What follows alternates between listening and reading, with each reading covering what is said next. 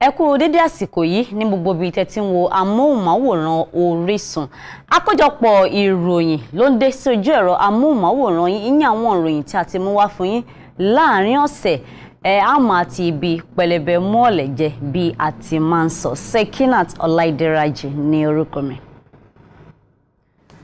Ààrẹ ti sọ nínú ọ̀sẹ̀ tó kọjá pàtàkì jùlọ ní àsìkò ayẹyẹ ọdún tuntun wípé òun kò tún ní lọ́kàn láti díje dupò mọ́ ní ọdún 2023. Ààrẹ sọ eléyìí nínú lẹ́tà rẹ̀ tí ó kọ sí àwọn ọmọ orílẹ̀-èdè Nàìjíríà nígbà tó ń kí wọn kú ayẹyẹ ọdún tuntun tó bá wà láyé. Ó sọ wípé kò sí nínú ìpinnu òun rárá láti díje dupò fún ààrẹ ní ọdún 2023 àti wípé òun kò ní lọ́kàn láti yan ọmọ oyè kankan bí ó ti wulẹ̀ kó mọ. Bẹ́ẹ̀ ni ààrẹ sọ gbogbo ìpinnu rẹ̀ tí ó ní nínú ọdún yìí fún àwọn ọmọ orílẹ̀-èdè Nàìjíríà, èyí tó ní ṣe pẹ̀lú ìpèsè iná mọ̀nàmọ́ná, ìpèsè iṣẹ́ àti àwọn ohun amáyédẹrùn mìíràn. Àlùfáà Túndé Bákàrè tó jẹ́ olùdásílẹ̀ ìjọ Citadel Global Community Church tó ń jẹ́ Lateran Assembly tẹ́lẹ̀, ìyẹn àlùfáà Túndé Bákàrè ti ké sí ààrẹ láti yan ọmọ oyè, ìyẹn ẹni tí yóò gba ipò lẹ́yìn tí ààrẹ bá ṣe sáà rẹ̀ tán. Àmọ́ ààrẹ ti sọ wípé kò sí ohun tó jọ torí òun ò ní lọ́kàn láti yan ọmọ oyè kankan.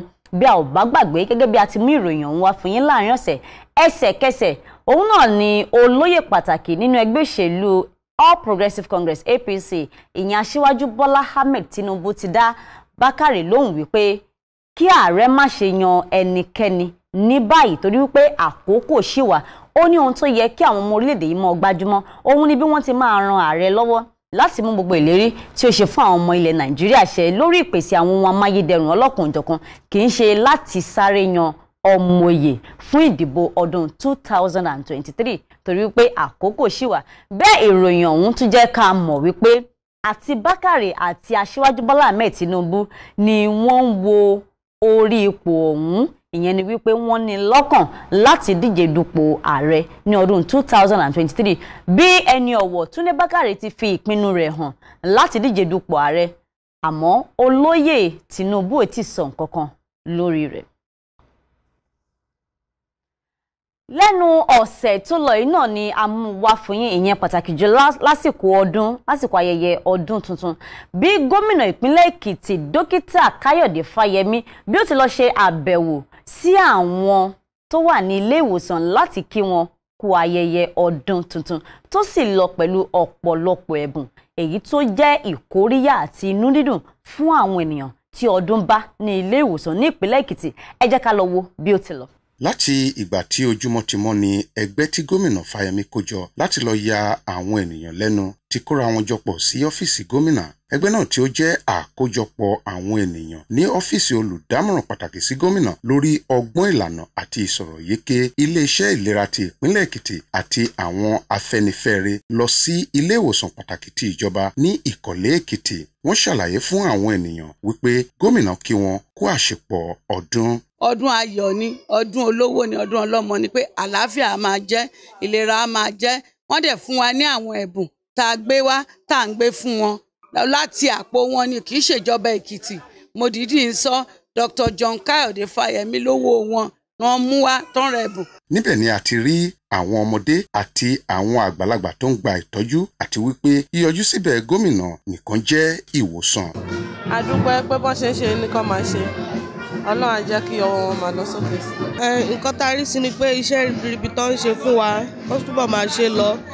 Lágbára Ọlọ́run, okun àtagbára tọ́lọ́run máa fi fún wọn, tá a máa fi ṣe dáadáa, ó túbọ̀ máa fún wọn lórúkọ Jésù. Kọ́ dẹ̀ máa gbàgbé wa náà.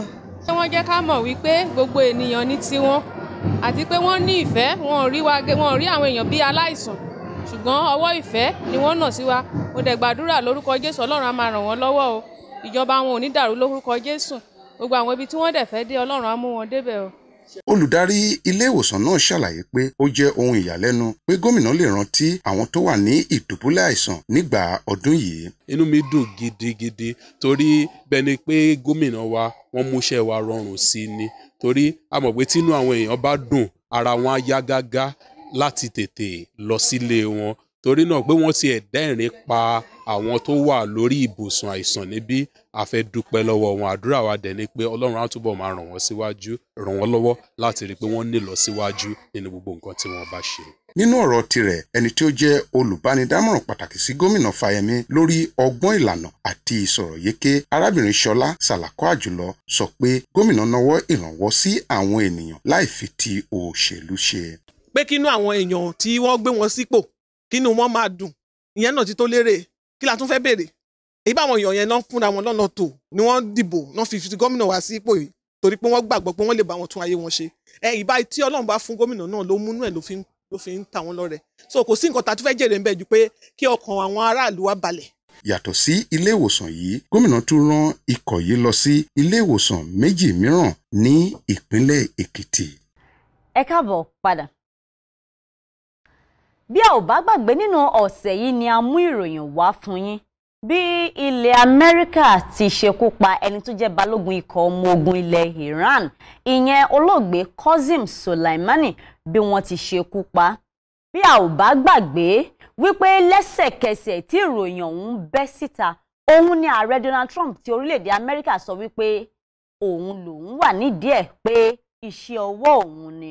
Àmọ́ lẹ́yìn ìgbà náà ni ìròyìn tún jáde wípé ilẹ̀ Iran àwọn náà ju àdó olóró sí bárẹ́kè ibi tí ikọ̀ ológun ilẹ̀ Amẹ́ríkà wà ní orílẹ̀-èdè Iraq ìyẹn láti gbẹ̀san ikú balógun wọn èyí tí wọ́n sọ wípé ààrẹ Donald Trump ṣekú pa. Ṣé mọ̀ wípé a sọ fún yín nínú ìròyìn ọ̀hún lọ́sẹ̀ yìí nígbà tí wọ́n ń ṣe ayẹyẹ ìsìnkú ìkẹyìn fún olóògbé Qasem bí àwọn ọmọ orílẹ̀-èdè rẹ̀ ti ń sọ wípé àwọn yóò gbẹ̀san lára orílẹ̀-èdè Amẹ́ríkà àti gbogbo àwọn tó bá jẹ́ aláfọwọ́sowọ́pọ̀ pẹ̀lú orílẹ̀-èdè Amẹ́ríkà. Àmọ́ lẹ́yìn náà ni ìròyìn wá jáde bí ilẹ̀ Iran ti ju àdó olóró sí apá ibi tí ikọ̀ ọmọ ogun orílẹ̀-èdè Amẹ́ríkà wà ní ìlú Iraq. Ẹ̀wẹ̀ àwọn ènìyàn ti sọ bí ó ti rí lọ́kàn wọn lórí àwọn ẹnubodè orílẹ̀-èdè Nàìjíríà tí ó wà ní àtìpa. Bí a ò bá gbàgbé wípé láti ọdún tó kọjá ní ìjọba àpapọ̀ ti àwọn ẹnubodè tó wọ orílẹ̀-èdè yìí pa látàrí oríṣiríṣi ọ̀rọ̀ wípé oríṣiríṣi ohun tí ò bófin mu gan ni wọ́n ń gba ẹnubodè ọ̀hún wọlé. Àmọ́ àwọn ọmọ orílẹ̀-èdè Nàìjíríà ti sọ̀rọ̀ lórí bí wọ́n ti rí. Ẹ jẹ́ ká gbọ́n tí wọ́n sọ. Láti oṣù kẹjọ ọdún 2019 tí ààrẹ Muhammadu Buhari ti kéde pé kí gbogbo ẹnu ibodè lórí ilẹ̀ di títì pa ni gbogbo nǹkan ti yí padà. Nígbà tí àwọn kan ṣàlàyé pé gbogbo nǹkan yí padà láì dáa, ìjọba fi hàn pé àwọn ènìyàn náà ni yóò padà jẹ àǹfààní ìgbésẹ̀ yìí. Nàìjíríà jẹ́ orílẹ̀-èdè tí ó ní àwọn ènìyàn tíye wọn ò dín ní 200 mílíọ̀nù ṣùgbọ́n ọ̀pọ̀lọpọ̀ ohun tí àwọn ènìyàn náà ń jẹ ló ń wá láti òkè òkun tí ó sì jẹ́ pé ẹnu ibodè lórí ilẹ̀ ni wọ́n ń gbà wọlé.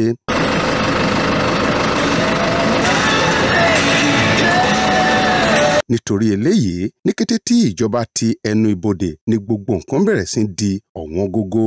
Nígbà tí ìjọba sọ pé ìgbésẹ̀ yìí yóò mú kí iṣẹ́ àwọn àgbẹ̀ lórílẹ̀-èdè yìí túbọ̀ ní àlùbáríkà sí, àwọn ènìyàn lérò pé ó yẹ kí ìjọba ti ki àwọn àgbẹ̀ lọ́wọ́ ju báyìí lọ kí wọ́n tó ti ibodè.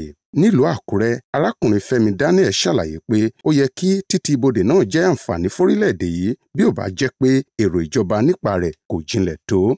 Nǹkan tẹ́mi kàn rí sí nǹkan tán tí bọ́ ṣe ti bọ́dà yẹn ni pé tó bá jẹ́ pé wọ́n ṣe tì í pé àwọn ìrẹsì ti wá ṣe ọ̀dà sáà ni pé ó máa pọ̀ ń ta ṣe rí ìlú yìí á pọ̀ oúnjẹ tí wọ́n dẹ̀ ń produce ṣe ọ̀dà sáà tí à ń produce síta ó kéré jọjọ láti fìdí wa ẹ rí i pé wọ́n ṣe ti bọ́dà yẹn gbogbo àwọn kan wọ́n ṣe ọ̀dà sáà wọ́n ṣe ti bọ́dà yẹn tó bá jẹ́ pé wọ́n ṣe tì í yẹn pé gbogbo kan máa di àwọn èèyàn lọ́rùn ìbádá pé gbogbo àwọn ìrẹsì tá à ń produce ní ọ̀dọ̀ wa ń bíbà ẹ̀ pé gbogbo àwọn èèyàn máa ríra ní ẹ̀dínwó ìbádá bẹ́tẹ́ bá rí nsìn ìrẹsì tí ó yẹ kó ju 5,000 6,000 tó jẹ́ pé èmi àti yín ká mówó lápò báyìí ṣe ọ̀dà sáǹdì kákan lọ ra rẹsì ní ọjà kò rí báyẹn mọ́ báàgì rẹsì tiwa tá a náà produce Nàìjíríà gan ó dà pé wọ́n ní bóyá bíi almost 70,000 àwọn èkó fẹ́ gbé tí wọ́n lẹ̀ sìn.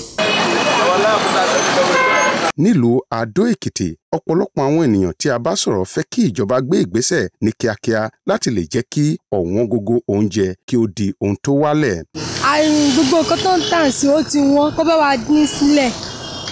Àkọ́kọ́ oúnjẹ rice tó ń tà ní kinní kan tẹ́lẹ̀ rice ẹ̀sìn ó ti sún wa kó dínlẹ̀ kó máa ta ráìsì díẹ̀ dá àwọn nǹkan tí wọ́n ti jẹ́ kí ó ṣe kinní kó bá wa jẹ́ kó wálẹ̀. Bí àwọn ènìyàn ti ń pàrọwà yìí ni ìjọba ń sọ wípé ìjàmbá àwọn onífàyàwọ́ lórí ètò ọrọ̀ ajé Nàìjíríà ló ti wálẹ̀ sí i nígbà tí ohun ìjàmbá tí àwọn onísùmọ̀mí fi ń ṣiṣẹ́ láabi wọn kò ráyè wọlé. Ọ̀pọ̀ àwọn ènìyàn nílùú Èkó ló sì fara mọ́ ìgbésẹ̀ yìí. Bọ́dà tí ìjọba tì ó jẹ́ kí àwọn àgbẹ̀ wa tún tẹ̀síwájú láti máa ṣiṣẹ́ sí nítorí nísìnyí gbogbo ibi la ti ń rí ibi tó ti ń ṣe local rice unlike before tẹ́ pé local rice ò fi bẹ́ẹ̀ wọ́pọ̀ ní agbègbè wa níbàyí ṣùgbọ́n báyìí nìsín local rice ti pọ̀ ń ta and ó ti jẹ́ kí ó ti fún wọn ní time láti mọ̀ pé láti invest more lórí agriculture. Tí a bá gbàgbé àjọ aṣọ́bodè nílẹ̀ Nàìjíríà ti sọ pé àwọn ti pa ẹgbẹ̀lẹ́gbẹ̀ bílíọ̀nù náírà láti ìgbà tí ẹnu ibodè tí ó ti di títì pa.